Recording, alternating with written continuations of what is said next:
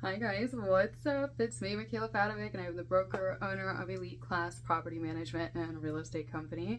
I'm a licensed broker, and I'm here to help you become more insightful into real estate.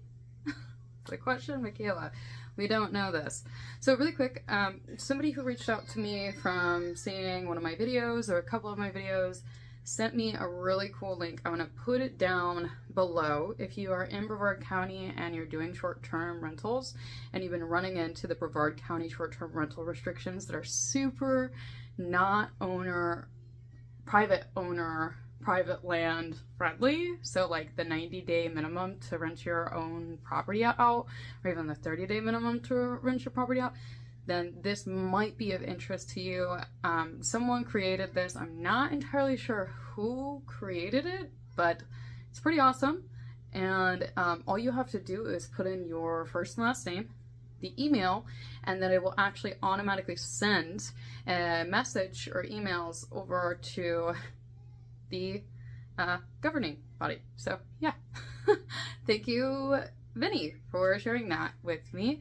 And I really appreciate it. That was really awesome. And hopefully we're able to at least speak up and speak out against what's going on in this county, because it just doesn't really make sense to me, at least. And I'm a professional in the area, so I mean that kind of goes to say something. It doesn't make sense at all, considering that some of the cities within the county are like all for Airbnb and are supportive of that, but then it's like the county itself is just like, no, we don't want that, there's too much foot traffic. It's like, that doesn't make any sense. It's almost the same exact level of foot traffic as a active single family residence inside of their own home. It doesn't, like, what?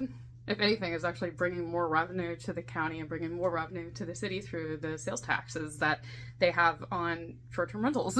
So yeah, definitely check that out in the description below. Thank you again for bringing this to my attention. And I mean, just to go into it, I wanted to actually elaborate more so on why short-term rentals in Brevard County should be allowed. And I am going to be speaking more so specifically for the unincorporated and more restricted areas, because I mean, let's be real, it actually is helping our area grow and is creating more opportunities, including with new developments, to come to the area. And how does it make any sense for like a huge corporation to come in and create, you know, and like South Palm Bay, that massive new lodging like resort that they're doing, but then like this normal homeowner can't even do that with their own property? Like, who is not to say that the homeowner is about to get smacked in the face with a foreclosure, and the only way to persevere beyond that is to rent the property out? But then the property is furnished and the owner can't, you know, put their stuff into a storage unit until they have a little bit extra money, because they have to first pay for their foreclosure or debt to avoid foreclosure. Who's not to say that's not the circumstance on why somebody's putting their property on Airbnb and then growing from there? Like, there's so many circumstances that could be affecting the local homeowners and could be causing issues for local homeowners, that Airbnb and Vrbo and short-term rentals and like seasonal rentals would be saving those homeowners. Now, I understand, right? So we have some neighbors that are like, those short-term rentals, they're so noisy. Like, okay, thank you. If they're following the local municipality laws and rules, does it really honestly matter? And why are you paying so much attention to your next door neighbor's business? It's kind of weird and gives stalker energy, okay? So please exit to your right, sir. I get it, okay, there's a lot of foot traffic, there's a lot of people coming in, but also at the same time, if I was in charge, at least of the county, I would want more taxes, because then that would give me more opportunities to grow my county and to provide more resources to my locals. Now, that's just my own opinion, and I think a lot of you guys agree with me. There are some people out there that are like super against short-term rentals, and it's just like, what is going on in your head that makes you so hyper-focused on what other people are doing with their lives? Like, we don't want short-term rentals because they're noisy, and the people there, they're smoking marijuana cigarettes. It's like, how do you know that's not medical marijuana, sir? Or how do you know that, like, I don't know, they're celebrating life of someone that just died? Like, how do you know anything? You don't. Just stay in your own business. Okay, but that's really it, okay? And I get it. There's so much foot traffic and it's bad for the environment. But honestly, quite frankly, us being alive is bad for the environment. If we're gonna go that far. So, I mean, we might as well enjoy our lives and provide a secure method and really just way for people to do short-term rentals safely. I really don't understand this whole be over restrictive on people for things that have to do with their property. That I don't understand. I don't get it. If people are going to do it, people are going to do it. Like, people are doing it, okay? There's no, like, avoiding that. And if you're going to sit here and, like, look at the truth and go, no, they don't do that, we give them daily accruing fines. They don't care. Especially if that's their forever home. They don't give a fudge-sickles what you're doing.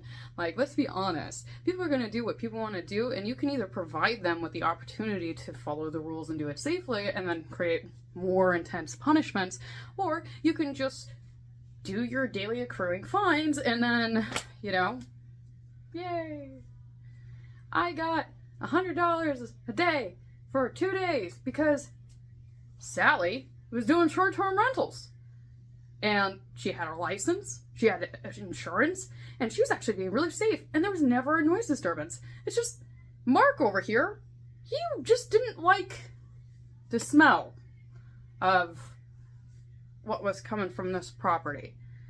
Just so you're aware, in this state, for all you people who are paying so much attention to your next door neighbors, if you do smell marijuana, there is a chance that it's legal in the state of Florida. Yeah, they have this thing called medical marijuana, all right? And who gives a fuck if people are drinking? It's legal. And who cares if people are celebrating their life and actually enjoying and just being happy? Like, seriously, let people live, okay? But, like, not only that, find a way to benefit more so off of the fact that your locals are wanting to invest. And, or even your out-of-staters who just own property in the county and are paying taxes, they want to invest and they're willing to give you more money. It's just, I just think that the county needs to become more realistic and more modern, because the rules that we're following are from, like, I don't know, a bajillion years ago, and it just doesn't make sense. That was a joke, though, I'm being ferocious, but, like, they just don't apply, okay? Like, I think there's some rules that are still written for, like, the laws and stuff where it's like, you must be, all your contracts must be in black ink, writing, and dipped with a feather. It's just like, okay, well, let me grab my feather really quick. Anybody got a feather? Because my feather does not work. It also does not have ink, and I don't just have ink laying around. So that's what I'm saying, okay? Ignoring reality doesn't really do anything. Becoming one with reality and the fact that people are doing Airbnb there in the unincorporated areas, and they are doing it in the restrictive cities and townships. The fact that we could just accept that and provide a better route and, I don't know, provide more resources from the taxes that are paid from the locals to the counties and to the local governing bodies. Like, if we could figure out a way to implement a better structure for this, I think that that would be better, because just being restrictive over what people can and cannot do over their private land blows my mind. To an extent, I understand it. Like, not putting an industrial warehouse and or a power plant next to a bunch of residential buildings. But then again, I've traveled so much into so many places that I've seen it. It doesn't stop it from being there. It's actually called being grandfathered in sometimes, because there's no way to avoid that. I just think that there's a better way. And I think that what the county is doing is completely wrong. And the county's probably gonna freaking hate my guts for saying this, or maybe they may agree with me. I just think that it makes no sense. And I think that it needs to change, and I am fully behind the people who want to have these rules and obligations and, like, laws, whatever you want to call them, like, changed to something that actually applies to today. I mean, it's 2022, I believe, last time I checked. So it would be nice if we could actually get some regulations going that apply to us today and not from like our parents' day and age. I don't know. Or sorry, not parents, but I just called out my friends old. Sorry about that. But you know, our parents, like, their rules shouldn't be our rules. We should be changing rules and obligations, but like having a general way every so often, every generation, because it's just, you know, this whole having rules from the 1800s thing just does not work. It's not working. It hasn't worked for a long time. And it's not changing the fact that shit's happening. So that's really all I have for today's video. If you are interested in signing this petition, whoever you are, whoever created this, congrats, you're a freaking baller, shot caller. We support you. And I've already signed it. Some of our subscribers have already signed this. And if you're behind this petition, please sign it. And yeah, hopefully we can start to promote the counties wanting to change. I don't know how likely that is, but it would be nice if we could actually just make it official. So that's really all I have, you guys. I've blurted my thoughts out, and now you can judge me. If you have any questions about short-term rentals and the zoning shenanigans that there is in this county, please feel free to reach out to me. I'm aware of enough of the basics to be able to guide you to an extent. Of course, you're always going to want to speak to an attorney before committing fully to an acquisition or a property, just to ensure that all of your bases are covered. But for the most part, I can direct you to the general locations and help you choose the best ones for your returns, as well as help you understand what is required of you per the state and the local municipalities that you're working within. So by all means, phone number 201-952-4665, and you can email me at broker@localpmc.com. And let's make some change, guys. All right. Peace out, Girl Scouts, Boy Scouts. Peace out, guys. Bye.